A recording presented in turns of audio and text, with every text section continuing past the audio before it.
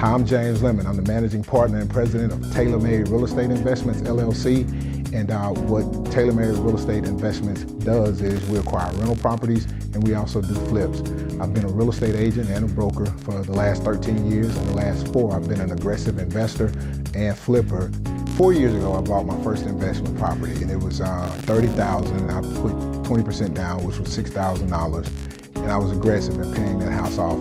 As I would close real estate transactions, I would put an extra $1,000 because the balance was $24,000. Because I knew the leverage of if I could pay one house off, that I could grow my portfolio. Shortly after that first purchase, I bought another house, or before I finished paying off the first house, for $18,000. But that first house, I paid it off inside of a year. And the second house, it took maybe another 6 months. So I had 2 houses that I'd owned free and clear. And that's when the fun started, because it was at that point that I was able to go to the bank to borrow a loan against those properties because I owned them, and that started to grow the portfolio. Well, today is a culmination of 4 years, and today what I did was I took 13 properties, I rolled them into one package.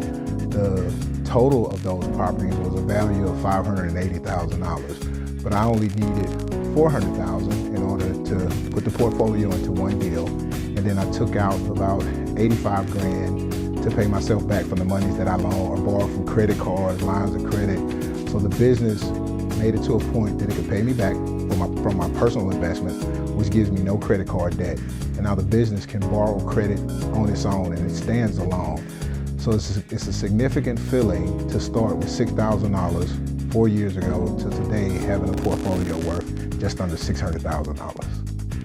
A real estate portfolio such as this today is when you take each property that you own and you get them appraised, and the bank typically they'll do 80% loan to value. So if you got $1 million, we're using that for a round number. If you have $1 million worth of property, the bank will loan you $800,000. So that way the bank is in a position that if they have to take the portfolio because you don't make the monthly payments, that they're not behind the 8 ball, so to say, and can lose money.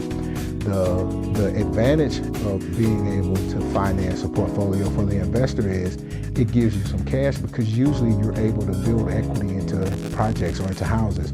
So each one of these 13 houses I bought, and I did something to improve upon them to be able to get maximum rent and also maximum appraised value. That grew the business significantly.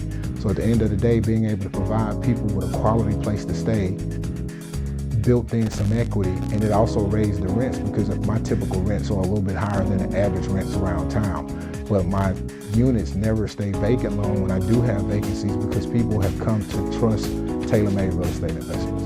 The next step for Tailor-Made, there's one bank that we're paying off $250,000. We're still going to keep that bank and that line of credit to purchase rental properties. But with the new relationship with Progressive Bank, we'll be able to go after flips. So there's one bank we'll use for flips, one bank we'll use to grow the real estate portfolio, but today breathed a lot of life into the business. It gives the business an opportunity to grow, and at the end of the day, that's all I wanted to do, was have a business that stood on its own, similar to other brands, McDonald's, Home Depot, Walmart.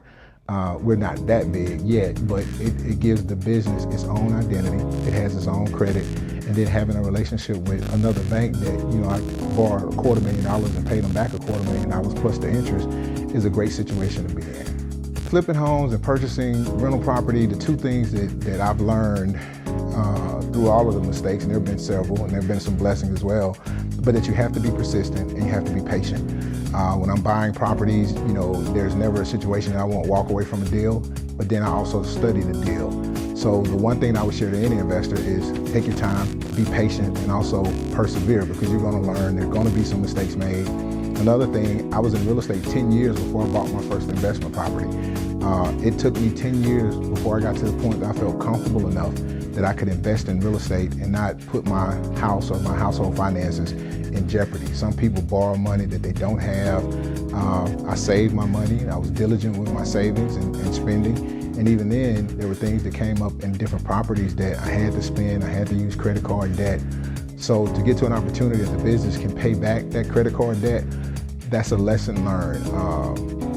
So now moving forward, not having to use my own personal credit to be able to let the business stand on its own is a great feeling. But the thing I'd like to share with any investors, investing in real estate, whether it's rental properties or doing flips, it is not for the faint of heart, and you gotta have some cash to be able to weather the storm. Also, you have to build relationships with people, and that's why we're setting up a program to be able to coach and mentor young investors to show them the steps that I wish I hadn't made, and to share some things with them that'll save them some time, money, and headache.